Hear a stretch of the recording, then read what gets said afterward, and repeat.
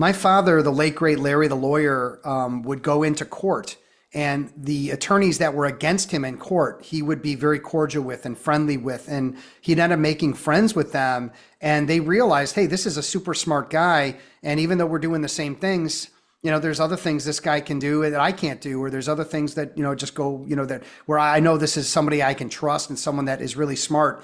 And I think he got a lot of business from, and I think he did share that on my podcast, episode 200, that he did get quite a bit of business from competitors. And I think that's not a bad strategy. Hey, everybody, welcome back. It's Steve Fretzin, and you're in the right place if you're looking to be that lawyer. I've got a superstar for you guys that's going to just rock your world. If you're interested in learning business development from another top player in the industry, I got David waiting in the wings. What's up, my friend? Steve, it's great to be here. Good to see you. Yeah, we're going to have some fun today. We're going to help a lot of lawyers, and we're going to create some great content. So let's start off with our wonderful quote of the show. And you got the Theodore Roosevelt here. We got comparison is the thief of joy. Welcome to the show, and talk to us about why that is your quote of the show. Well, I think that that's one of these things that any human being has to grapple with, especially someone who is a high performer or somebody ambitious who's an achiever. Ultimately, as you're rising through the ranks, and we certainly see this in the legal industry, you're going to look at the competitor across the street, or you're going to look at somebody you aspire to, and you're going to compare yourself to them. Now, there's a positive to that, obviously. If it motivates you to, put a little more gas in the tank that day, great. But I find on most days, it just bums me out, because ultimately what I end up doing is I start experiencing envy, or I start saying, well, how come they were able to do this and I wasn't? And suddenly I'm the victim in that conversation. So to the extent that I can, I really try to remove myself from comparison, and I just try to focus on what am I up to? What can I do about it to move it forward today? And how can I just be the best version of myself? Yeah, I think just looking inward and keeping your head down and driving your mission forward is it. And the other thing I would add to it is, and you and I are great examples, and Elise Holzman and Gary Johnson, and like the list of sales, business development coach friends that I have in this industry, I think also plays a role. Like, you don't have to think of everyone as a competitor and they're going to take this away from you or take that away from you. I think, and I hate that abundance mindset has been overplayed to death, but the idea that lean into the relationships and the people who do what you do, because there's so much business out there. I mean, right on? You are absolutely right. Steve, I consider you a friend, and you've never taken a client from me, and I've never taken a client from you. And I think that, we are absolutely a testament to the fact that you can learn from each other, you can add value to each other, and that doesn't have to mean that somehow you hurt yourself in the process. Yeah. My father, the late great Larry the lawyer, would go into court, and the attorneys that were against him in court, he would be very cordial with and friendly with, and he'd end up making friends with them. And they realized, hey, this is a super smart guy, and even though we're doing the same things, there's other things this guy can do that I can't do, or there's other things that just go, that where I know this is somebody I can trust and someone that is really smart. And I think he got a lot of business from, and I think he did share that on my podcast, episode 200, that he did get quite a bit of business from competitors. And I think that's not a bad strategy. No, not at all. And I think especially in the legal industry, you see it all the time, right? You're playing the long game, and somebody who might be opposing counsel today ends up being in-house counsel a few years later, and Yeah. you're glad you stayed in touch. Yeah. Well, you guys are in luck today. We've got David Ackert, the CEO of Pipeline Plus. You showed up on my show in 2020, and I'm sort of kicking myself I didn't have you back a couple years ago, but I'm happy that you're here. And give everybody a little bit of a snapshot of your background leading into, because you're not someone who started out in the lawyer coaching space. You had quite a different path. That's true. I took a very, I haven't met anyone else who quite took this path into business development coaching for professional services. So my first career aspiration was as an actor. And so I moved out to Los Angeles. I was in a bunch of TV shows. I was in The West Wing and Jag and Monk and Bones and CSI Miami, right? I was playing villain of the week on a lot of these shows, and that was kind of my thing. We talk about niching your practice, right? My niche was I got to be the bad guy. And so I did that for quite a while. And then as one does in the arts, you start to find other vocations to kind of create financial stability. And I found my way into a tech company where I started doing business development there. I found my way to a wife who happened to be a lawyer. And then the dot bomb hit and the tech company went under, and my acting career started to kind of stall out. And I thought, okay, time for a second act. And it was really my wife who pointed out, she said, look, you're a great presenter. You're a good speaker. You understand business development. You understand technology. These are all things that lawyers need to start to integrate into the practice of law. And we get none of that training in law school. So why don't we start to build a business that helps lawyers using the skills that you've developed over the years? And so that was really the genesis of our company. Yeah. And you just published, we're going to talk about the game-changing book later, but I do want to just open up. You published a book recently, The Shortlist, How to Drive Business Development by Focusing on the People Who Matter Most. Can you just take a moment and share a little bit about what that book's about? Sure, absolutely. So for the last 20 years, I've been working mostly with law firms all the way up and down the Am Law list. And what we have encountered over and over again in professional services is that, we are in an era right now where people have the opportunity to be more connected than ever. Through social media, we have larger networks than we ever have, but we actually experience less meaningful connection person by person. And I think the reason for that is that, we have this volume, this high volume of connections that we can amass, but at the end of the day, those relationships don't amount to much from a business development perspective or from a depth of relationship perspective, because we have to prioritize. We have to create that short list for ourselves. At the end of the day, there is a short list of key clients, key friends, key referral sources, key prospects, people who can really move the needle for us based on what we want to accomplish. And if we can identify who those people are and really create an intentional, purposeful plan for each of those people, we're much better off than amassing another 500 plus LinkedIn connections. Yeah. It's a little bit like the 80-20 rule. And it's like I could go spend 80% of my time out meeting new people, but in reality, I should spend 80% of my time on the 20% that I already know. Is that sort of what you're Yes. getting at? Okay. Yeah, the 20% you already know for sure. But then one of the other things I talk about in the short list, and we've done a lot of research, we've done a lot of data analysis to kind of figure out exactly how big a short list should be.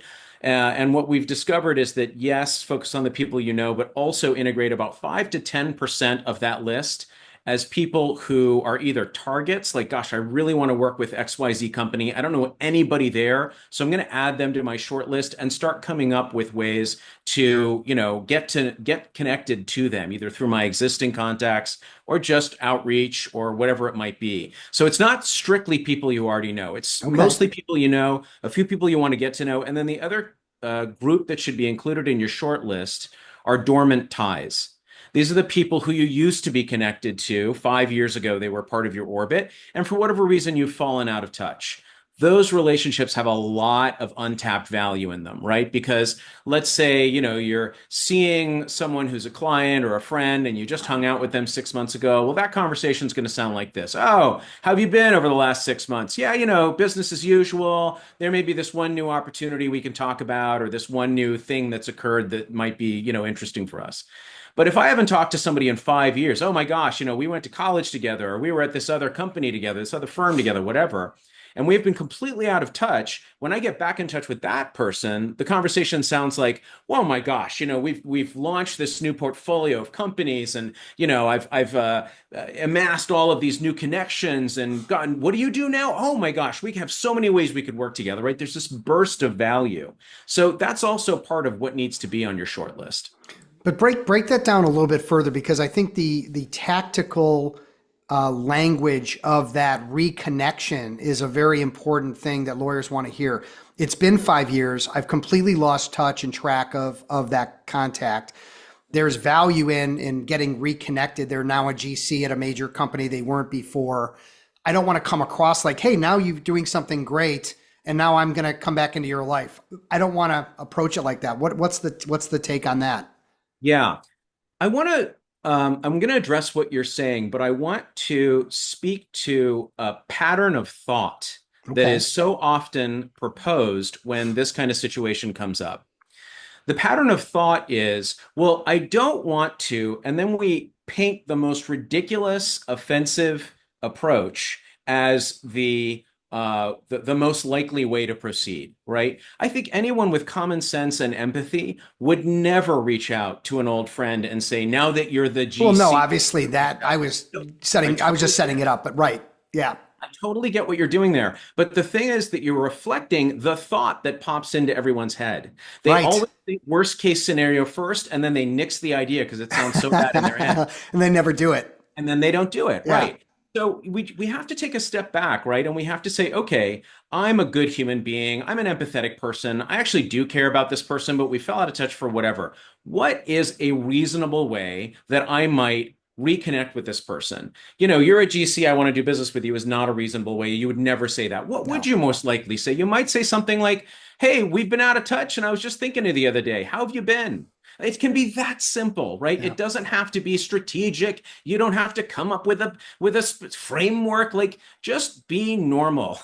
And you're going to find that the other person actually feels less pressure, and it's very natural for them to get into that conversation because you're reaching out in a way that is just genuine and sort of easy, right? You want to Yeah. make it easy for them. Yeah. I think any kind of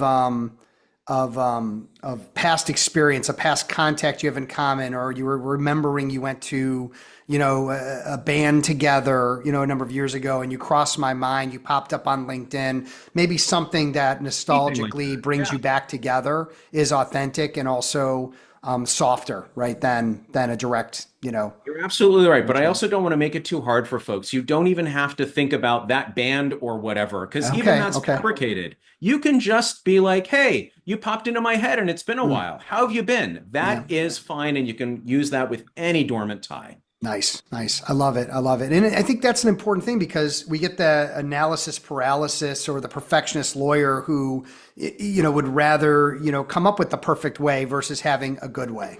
Yes, yes. Well, I'm here to tell you that, the most sort of natural way to proceed is the most frictionless one. It's the one that requires the least analysis, and it's the one that's going to likely land with the most favorable outcome on the other person. Yeah. Hey, I want to ask you about how you consistently stay in touch and maintain relationships. Before we get to that, I have an idea about this and I want to get your take on it too, Yeah. which is what is the best way? And I hate to use the word rate in some way, but that's kind of what it is. Like, not all clients and not all relationships are created equal. There are Yeah. people that you know better than others, and there's people who have Yes. more opportunity to refer you than others, and more people Yeah. that can give you business than others. So, how do you sort of like, if you're putting a list together and you want to rate them A, B, C, D or something, what are the qualifications you would give for a top tier contact versus a second tier contact? How do you put that in play? Sure. So you start with your SMART goals, right? SMART is the acronym, which specific, measurable, achievable, realistic, time bound.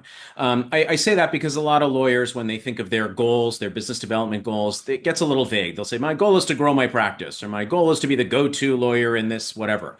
So you really want to be specific and measurable about that. Where do you want to be 2 years from now? How big is your book, right? What are you practicing? What kind of clients are you working with? Really paint that out for yourself so that it's clear. But once you have that destination, you can start reverse engineering. Okay, who are the people who can help me achieve those goals? Because at the end of the day, you can't do anything alone.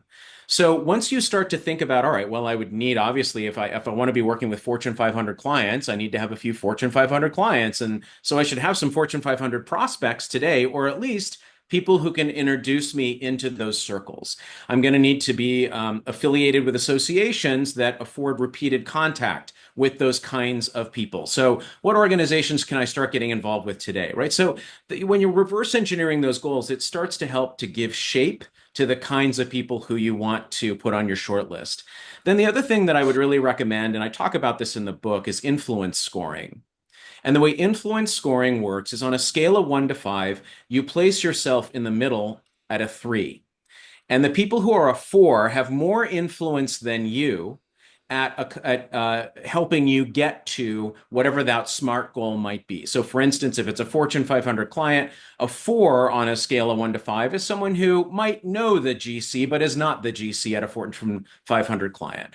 The 5 is the actual decision maker at the Fortune 500 client, right? So, as you start to paint the picture of who are the people that I'm hanging out with, given this influence score, what you'll see is that most of the people you're hanging out with are also 3s. Because birds of a feather flock together. We tend to surround ourselves with people who are like us, demographically, socioeconomically. It's just comfortable for us to do it that way. So what you start to look at is, okay, I don't have enough 4s in my network. If I did, my 3 would look like a 4. I just redefine and recalibrate the whole thing, right? So what kinds of activities can I start to engage in that will expose me to 4s? And maybe I can even gain a few 5s in there too, right? That's going to be harder from the perspective of the 3. But if you can just look at that next rung up in the context of your SMART goals, who are the people that it can get you a little bit closer to that outcome that you're looking for a couple of years from now? So if you look at those two frameworks together, the SMART goals, the reverse engineering, and that influence scoring, and you start to analyze your network, your current shortlist, it inform some of the activities and people that you need to start to introduce into your constellation so that it starts to look a little bit more like those higher influence scores that you're after. Got it. Hey, everybody, I know you're enjoying this interview. To hear more just like this, check out all of the podcasts on our website. Link is in the description below. Yeah, that's great. I love that. It's it used to be just good service at a quality service at a reasonable rate, and that's loyalty. And today, to your point, you've got to go so much beyond that in your relationship and how you give and how you help and how you assess and become their consigliere, become their go-to person. And that's what generates the client loyalty that many lawyers don't have and wonder why that GC just left or brought someone in-house, because you didn't get there. You weren't doing all those things you're talking about. That's right. I think we talked about this when I was a guest last time, but just in case, one of the other things that we did when we were doing some research here is we looked at the most successful users in the Pipeline Plus app, right? And this app's been in the marketplace for over a decade. We've had thousands and thousands of lawyers use this app in pursuit of business development contacts. And what we've seen is that the most successful users have a lot more touch points with their shortlist. The ones who tend not to be that successful, they give up too easily. So what we found is that it generally takes our successful users about 14 interactions between first contact and first contract. So when you first meet someone, right, you're following up with them, you're networking, you're talking to them, whatever, you invite them to an event, you're talking back and forth a little bit, you go to a game together, whatever it might be. But these interactions all add up. And usually right around the number 14, that's when they're logging their first piece of work from that person. Wow. So, it just helps you understand you've got to stay in the game, you got to play the long game, and you've got to have a lot of things that you can bring to the table to initiate interaction. But otherwise, you're just going to be another one of those lawyers who gave up too soon. But I also think it's important to qualify people you're meeting to understand the likelihood that they're going to be in a position to refer you. So they already have 5 people that do what you do and you're last on the list, or they don't ever come across. And I'm not talking about like targeted going after those Fortune 500s through a connection, but more like people that can routinely refer you matters, 5, 10 matters a year, those types of strategic partnerships. And I don't know that lawyers are effective at qualifying who can give to them year in, year out, and who, may be kind of a wild card, and to make sure you're not, courting someone for years that's never going to refer you or has a rare chance of referring you versus courting people who maybe have the keys to the kingdom. Yeah. Well, the book talks about that as well. So there are 4 characteristics of an effective referral source or an effective connector, right? So the first one is chemistry. You have to make sure that you get along with each other because you're going to have a long-term relationship here. And if that chemistry isn't there, it's going to seem forced and it's going to fizzle out before it ever gets to the races. The second one is commerce potential, right? You have to make sure that they actually have access to the kinds of contacts you want. And you can usually figure that out within the first conversation or so just by asking some exploratory exploratory questions about, who do you work with, or do you know so and so, or what kinds of situations or business situations do you run into? The third one is capabilities, and this one's important because you want to make sure that your referral sources have very high capability. They themselves are very competent at what they do. Otherwise, you're going to hesitate to refer them work. So that you can usually assess that in that first meeting just by asking them a hypothetical. Oh, you're an accountant. We had a client who had this weird financial situation. How would you have advised them on that, right? And you just kind of audition them for the part, and they can give you a sense of whether or not they sound capable enough that you would put a client in front of them. And then the fourth and probably most important one is collaboration.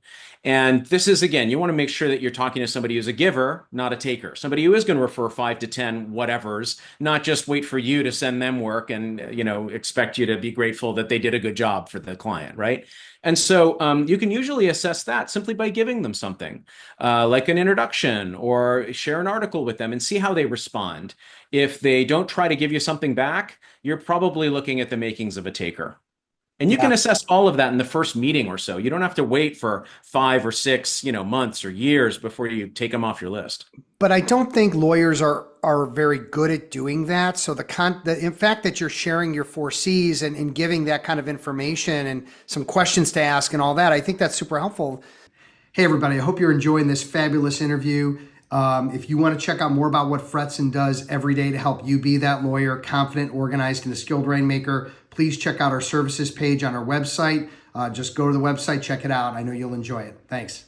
Absolutely fantastic. And again, for those of you listening right now, I don't know if you're driving, don't take notes while you're driving, but maybe listen to this again with a pen and paper. I mean, there's so many great takeaways that will help you really keep your time and your focus on where the business is and not wasting time on things that are fruitless. So David, amazing as always. Your book is a game-changing book, but let's talk about one other game-changing book that you recommended. And I want to just put out there, it's Smart Collaboration by Heidi Gardner. Can you talk about that book for a moment? I'm a big fan of Heidi Gardner's work. She wrote the foreword to the shortlist. That's how big a fan I was. There you go. I reached out to the one author. I'm like, I really want to, have you sort of set the stage for my book. Anyway, Heidi's work is great. So anyone who is at a larger firm looking for some ideas on how to cross-sell more effectively, how to kind of attack a situation from a team perspective, smart collaboration, you can't go wrong with that. Yeah. Awesome. Well, thank you so much. Let's also take a moment to thank our sponsors, of course, the Law Her podcast. If you haven't checked that out, please do. And of course, PIMCon's coming up. If you're in the personal injury space and you want to go to a first-class experience, Chris Dreyer, man, he's just a rock star. He's just putting on like the greatest experience you're going to have at a conference all year. Also, David, if people want to get in touch with you, they want to buy your book, they want to check out Pipeline Plus, all the things you do, what's the best way for them to get those digits? Well, I'm more than happy to connect with anyone on LinkedIn, and you can always go to pipelineplus.com. If you're looking for more information on the book, pipelineplus.com/the shortlist. We have excerpts from the book that you can download and various other resources. So, and all of those resources are free. Yeah. Well, thanks, man. Thanks for coming back. And I know it's kind of, one of those, short lists. We're the short list, but we need to probably keep in touch more than we have been, because I do continually find and see value in our friendship and in collaborations. Maybe we do some presentation together. We figure something out, because I think we're two guys really focused on helping this community. But so thanks so much, man. I just appreciate you coming back and sharing your wisdom as usual. Always impressive. It's always a pleasure, Steve, and I welcome any opportunity to collaborate with you. All right. Well, this is what it's all about, everybody. In case you're wondering what, Be That Lawyer is all about. It's all about sharing the love, building a business, and having real positive energy, especially with people you might consider competition, and they're not. For David and I, competition is lawyer apathy. People doing nothing to grow, and we pisses us off every day. But ultimately, you guys keep listening. Also, feel free to check out my YouTube channel. I got over 650 videos, and also my podcast, this podcast, and my articles on Above the Law. So check that out as well. Helping you to be that lawyer, confident, organized, and a skilled rainmaker. Take care, everybody. Be safe, be well. We'll talk again soon.